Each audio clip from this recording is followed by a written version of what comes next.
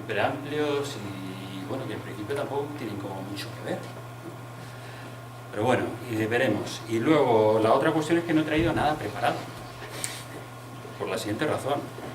Primero porque yo soy bastante caótico, bueno, tú más o menos me conoces un poco y en fin, y la verdad es que para mí hacer presentaciones, PowerPoint y todo este tipo de cosas me raya bastante.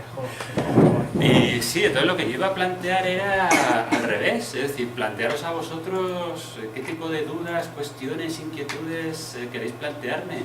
No solamente sobre esos dos temas, sino en general, ¿no? Aprovechar que, bueno, como profesor de la facultad, no sé, algunas cuestiones y... ¿Sabéis? Es decir, en vez de yo plantear y soltaros un rollo, que además yo es que ni en mi propia práctica docente sigo lo que en teoría os debería decir, ¿sabéis? Entonces, pues casi prefiero hacerlo al revés. Si queréis que os hable de cosas muy concretas o tal. A ver, sobre el tema de presentaciones en clase, y con esto llevamos un poco rompiendo el hielo,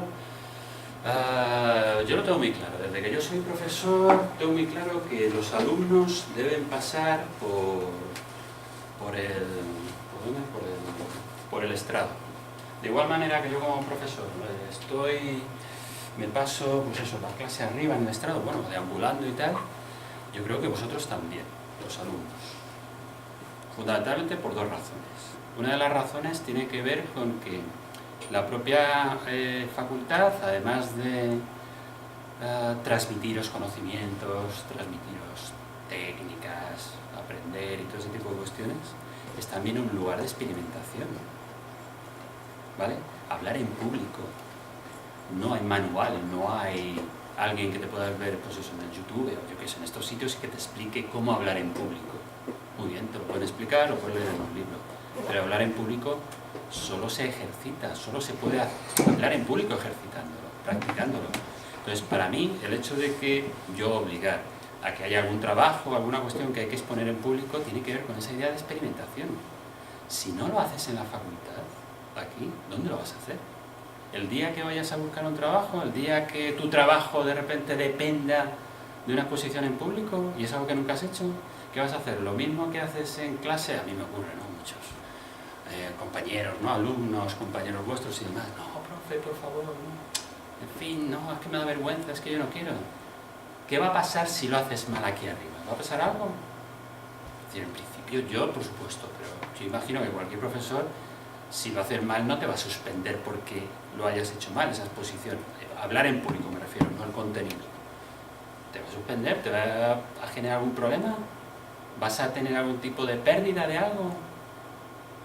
Entonces, digamos que yo esa idea de hablar en público, presentaciones, etcétera, yo lo planteo como una cuestión de experimentación y de algo que se hace, que se ejercita, que solo se hace con la práctica.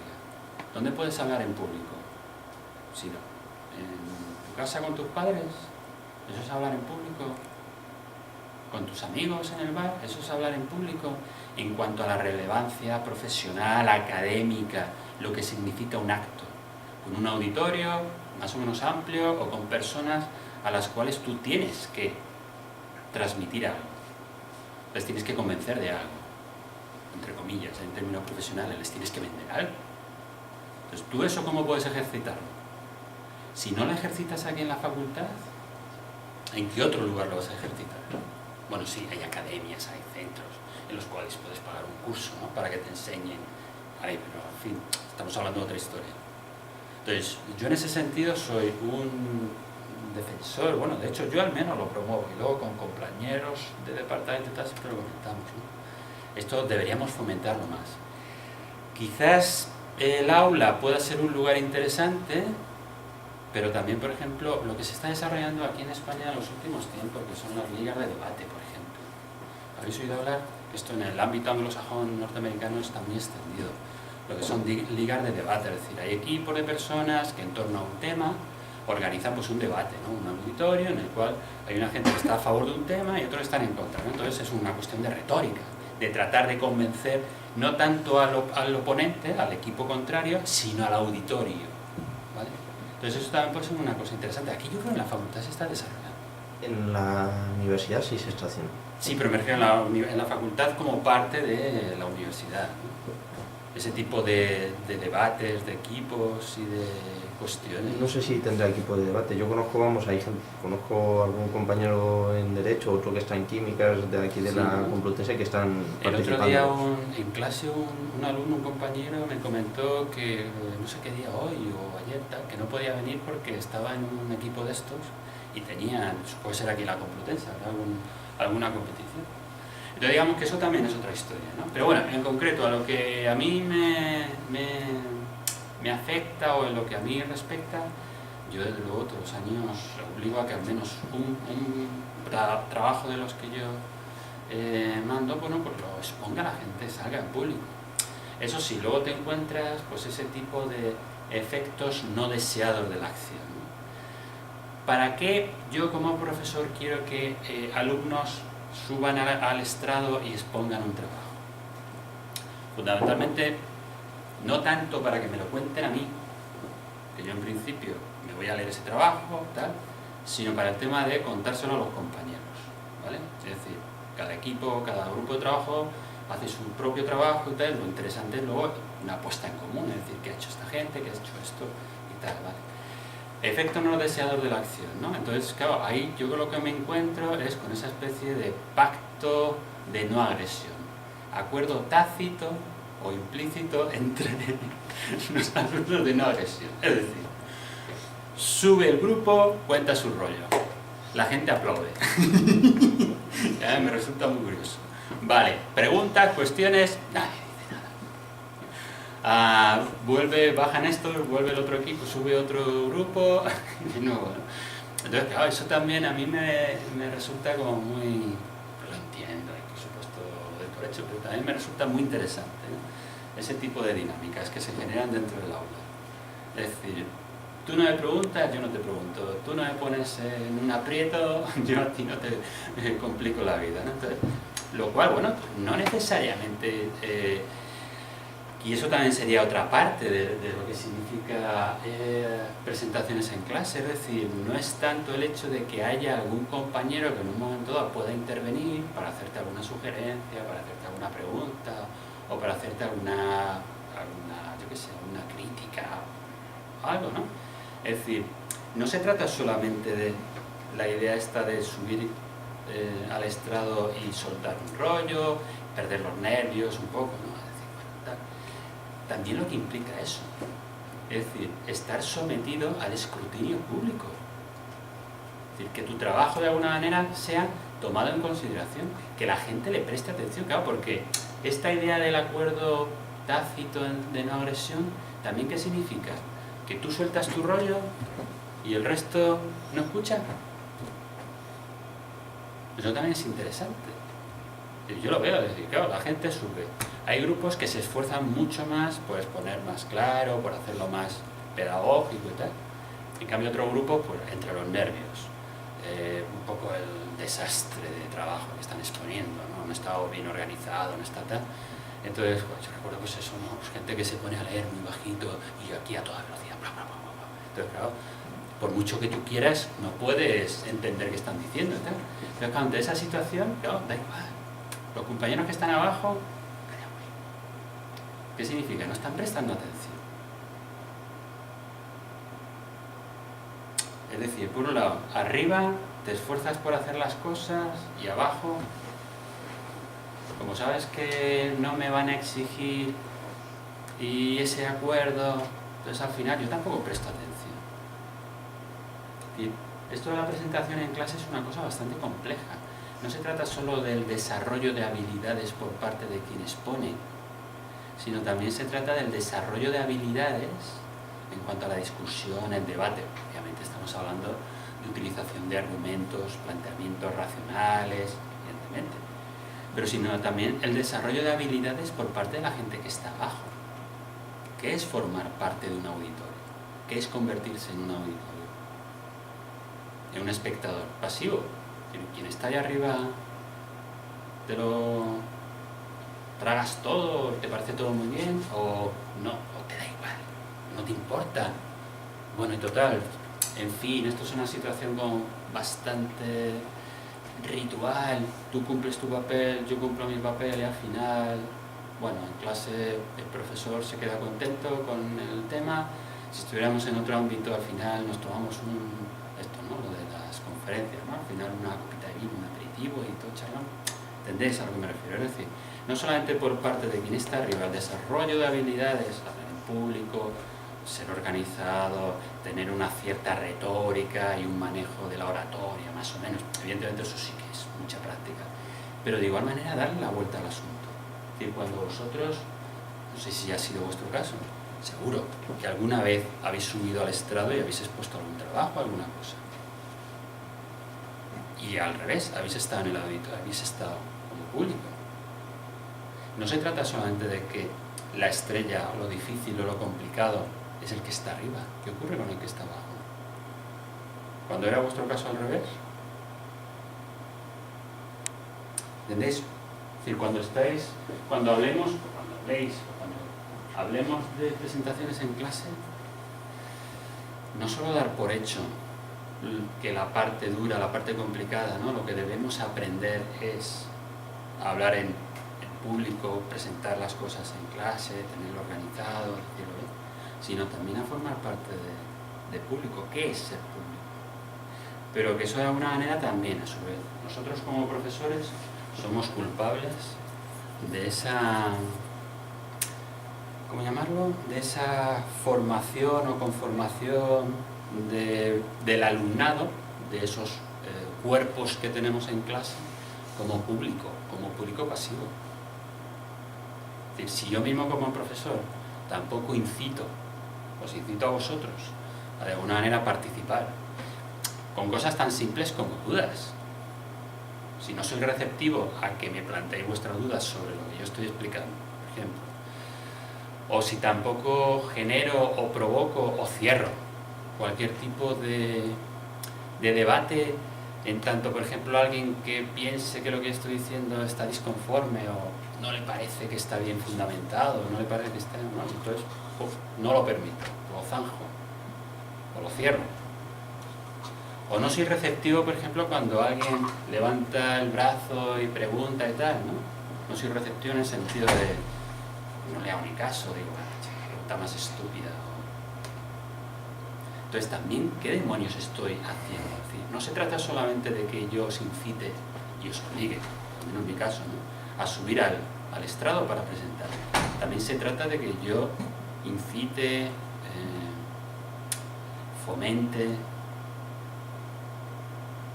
esa capacidad de ser activo, de pensar y sobre todo de dar la oportunidad. Otra cuestión es, bueno, ¿dónde están los límites, no? A mí de vez en cuando, muchas veces en clase, sobre todo esto de antropología, lo que comentaba antes, ¿no? Como que son más así, ¿no? Están más dispuestos ahí a buscarle las vueltas y tal. Entonces llega un momento en el cual se puede aquello distorsionar porque de repente aparece uno que dice no sé qué, en la otra punta de clase aparece el otro que le responde, el otro que entremedia, tal. Entonces llega un momento en el que aquello se puede descontrolar, pero bueno, ahí digamos que el profesor tiene la suficiente capacidad y autoridad como para establecer y guiar un cierto diálogo y debate, ¿no? Entonces en ese sentido digamos que al menos esa es mi postura. Bueno, yo creo que ya he hablado un poquito sobre estos temas para que, al menos, las presentaciones en clase, luego otro tema, si queréis hablamos más. Entonces sobre esto, esta es mi humilde propuesta sobre lo que es la participación, lo que es presentación de trabajos. Evidentemente, como profesor, ¿yo qué espero de alguien que presenta un trabajo?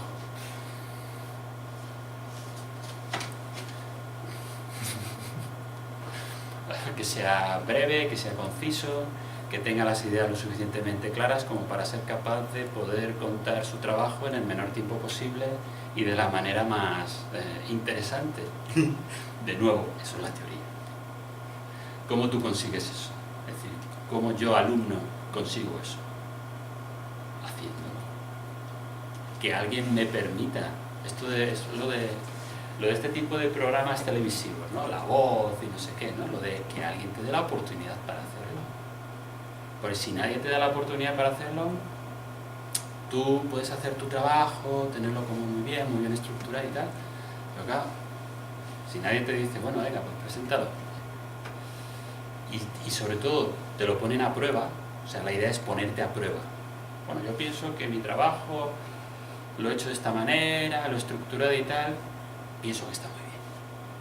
No, pero hasta que no subes ahí arriba y alguien te dice, oye, quizás esto que dices podrías formularlo de otra manera, o quizás no sé qué, o esa afirmación tan rotunda que planteas, quizás no sé qué. Es decir, hasta que no te pones a prueba. La idea del escrutinio público, hasta que no estás sometido a escrutinio público, realmente no sabes la valía, no conoces la valía de lo que estás haciendo. Y además esa idea de escrutinio público también tiene que ver con valorización. Lo que pasa que no en el ámbito académico, sino en el ámbito concreto en el que nos movemos, ¿vale? Ámbito académico español, y más en concreto pues, el sistema de facultades y el sistema de enseñanza universitaria que tenemos, pues evidentemente yo tengo la sensación como que estamos en compartimentos estancos, profesores, alumnos. O sea, yo cada vez, quizá también un poco tiene que ver con que yo doy clase en primero, y entonces, pues claro, tienes esa sensación de que una gran parte de los alumnos que te llegan, pues claro, llegan recién salidos del instituto o de colegios con 18 años, entonces claro, es el momento en el cual todavía no han cambiado, supongo que os ocurriría a vosotros en su momento, todavía no has cambiado el chip, ¿no? La tecla y tal, entonces todavía sigues con esa lógica de instituto, esa lógica de colegio. Entonces, o sea, a mí eso me resulta como muy malo. En principio frustrante, lo que pasa es que luego por otro lado lo entiendo. Pero por otro lado también lo que más me cabrea es que yo intento plantear una iniciativa como más abierta, ¿no? Y este tipo de cuestiones, pero por otro lado me doy cuenta que la propia institución tampoco lo permite. Es decir, ¿por qué? Porque ya no solamente la institución, sino muchos de mis compañeros.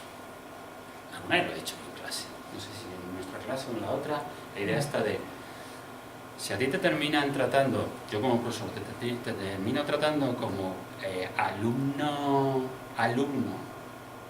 en el sentido pues acabas de llegar, eres de bachillerato y tal, como infantil, como joven, como al final vosotros mismos termináis convenciéndoos de que sois eso.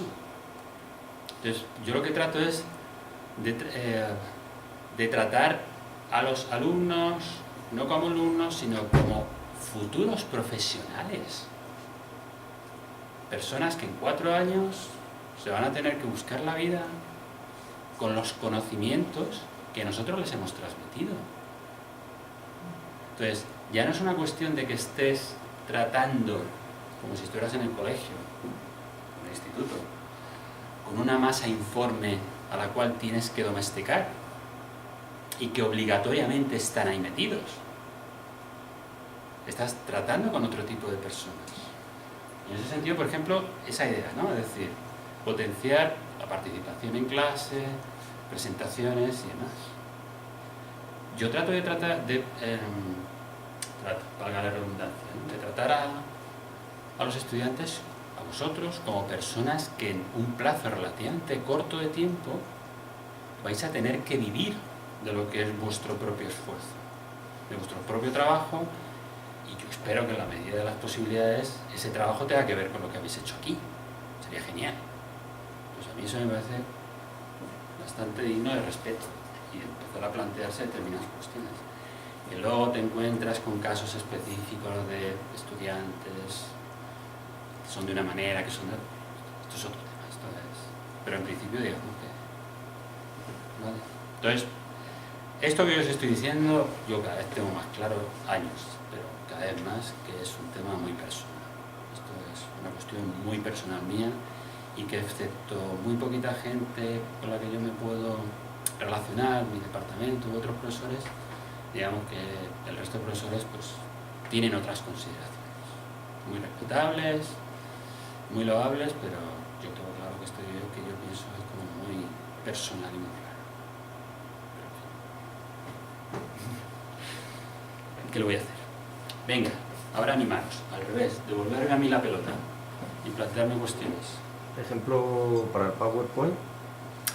¿Cómo te gusta? A mí, cuando a mí la gente me plantea presentaciones de PowerPoint, vamos a ver, yo el PowerPoint cuando lo uso, bueno, pues en clase y tal, para mí el PowerPoint es simplemente un soporte para mí, ¿vale? Para mí es simplemente un soporte de aquello que yo pretendo, ideas, ¿vale? Y cuestiones muy concretas y muy específicas que yo pretendo trasladar y que queden bien claras y que a mí me sirven para yo hilar una clase.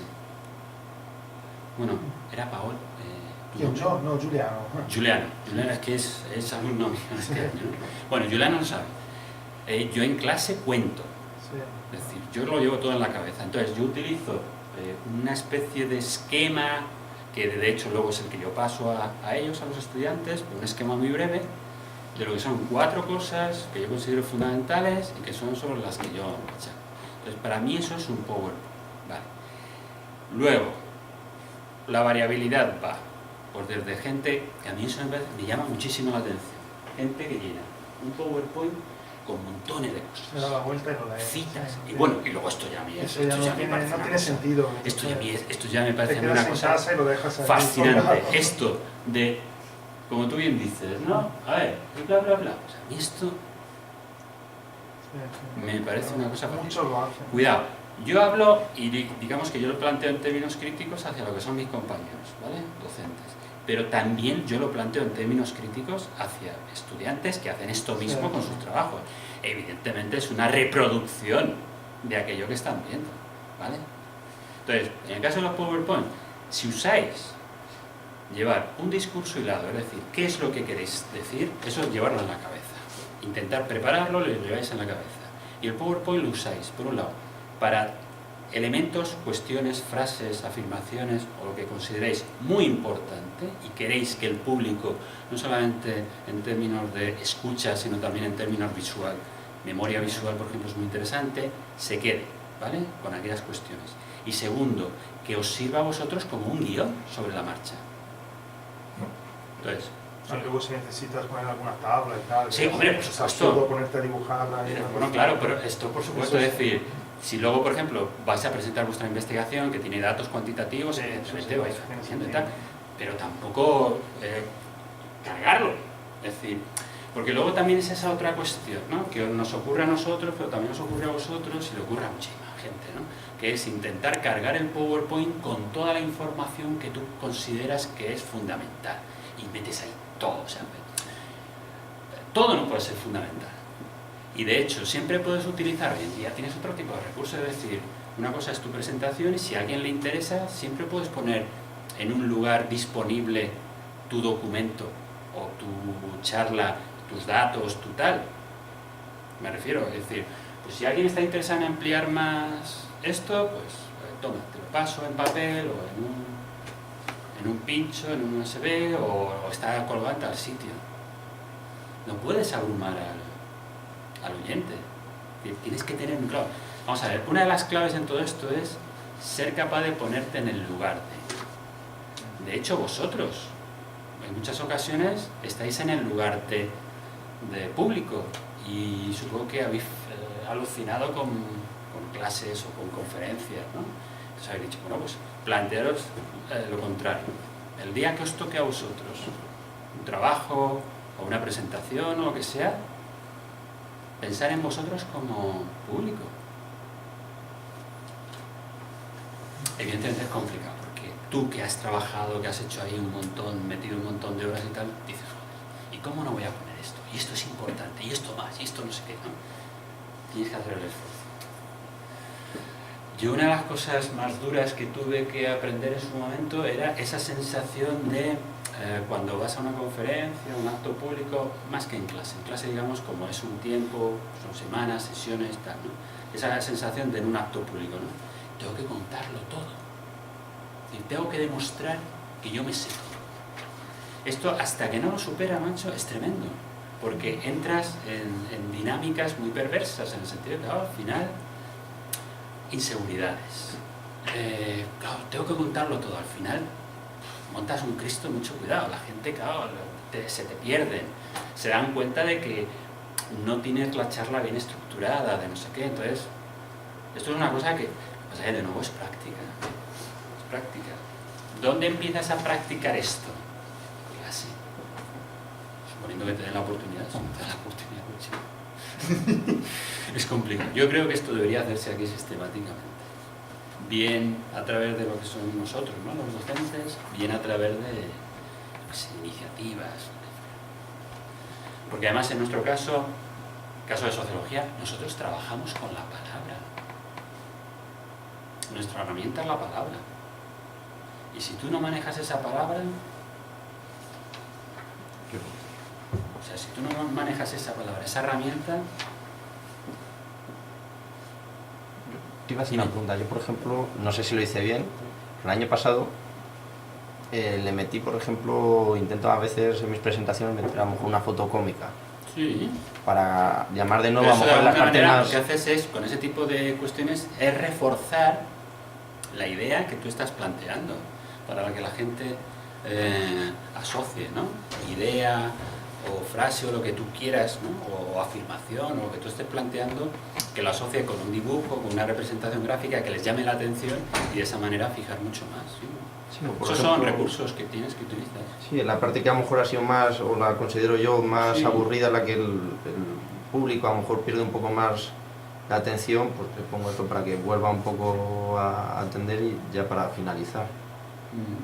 Sí, pero esos recursos, digamos, solo vas viendo sobre la marcha.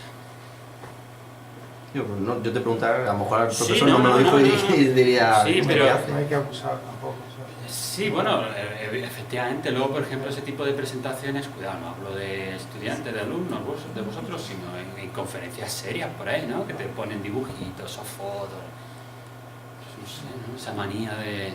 Da la sensación como que, a ver, tú proyectas sobre una pantalla y para que esa pantalla no quede vacía o no quede pobre, ¿no? Poniendo ahí una frase o poniendo una palabra o lo que sea, hay que llenarla, ¿no? Hay que llenarla ahí de cosas y tal, ¿no? Date cuenta que si tú proyectas imágenes, la gente pierde, bueno, aparte, pero fundamentalmente la gente pierde atención sobre tu palabra. Y cuanto más llamativo o más extraño o más chocante sea lo que tú pones ahí, por ejemplo, dibujitos raros o fotos, ¿eh? La gente va a perder la atención con respecto a lo que tú estás diciendo. Lo importante es lo que tú estás diciendo. Vamos a ver, de nuevo, esto es una opinión muy personal. Las proyecciones son proyecciones que apoyan lo que tú estás diciendo. Yo qué sé, en el caso de la biología, evidentemente, cuando estás hablando de células, de no sé qué, no sé cuánto, necesitas imágenes. Medicina, lo que hablamos antes, ¿no? Si estás dando una clase o una charla de anatomía, macho, para explicar el hueso, los músculos y tal, necesitas imágenes. Nosotros necesitamos imágenes. Cuidado, cuando hablo de imágenes me refiero no solamente dibujos, fotos, palabras, es decir, proyectar algo ahí. ¿Lo necesitamos? Depende. Es decir, si no vas a trabajar con tablas, con datos, y solo vas a proyectar palabras, ¿necesitas añadir dibujos? ¿Necesitas añadir fotografías? Depende, es decir, tienes que evaluarlo muy bien y tienes que evaluar perfectamente cuál es el objetivo que tratas de buscar en el público. Cuando asocias una imagen con una afirmación o con una cita o con una idea, tienes que evaluar muy bien cada una de esas diapositivas que estás planteando, porque lo que haces es perder atención al público. La otra cosa es que en el fondo eso es lo que quieres. Es decir, que no se fijen en lo que yo digo, que no me escuchen, porque a lo mejor, yo qué sé, por inseguridad o porque, en fin, soy muy malo y tengo que justificar. Pero entendéis, es decir, esto que estáis proyectando, esto que proyectamos, es el soporte para lo que tú estás diciendo, es un soporte simplemente. Al final eso es lo que decía Yolanda, ¿no? Hay gente que termina proyectando todo, un texto y tal, y luego encima lo lee. ¿Pero qué es esto? Eso todavía queda más ridículo que no proyectarlo y tú coger el texto y leerlo. Porque de hecho, Si os fijáis, eso es otro tema relacionado con oratoria, ¿no? Que es, por ejemplo, la capacidad para impartir una charla. Hay gente que es capaz de impartir una charla, una conferencia, lo que sea, leyendo. Pero no por ello, ¿cómo decirlo? Chirría esa sensación, ¿no? ¿Por qué? Primero, tú has redactado ese texto como si fuera un texto para hablar. Que hay diferencias entre lo que es redactar un texto para ser leído y redactar un texto para ser hablado. Entonces, digamos que primero, tú tienes que tener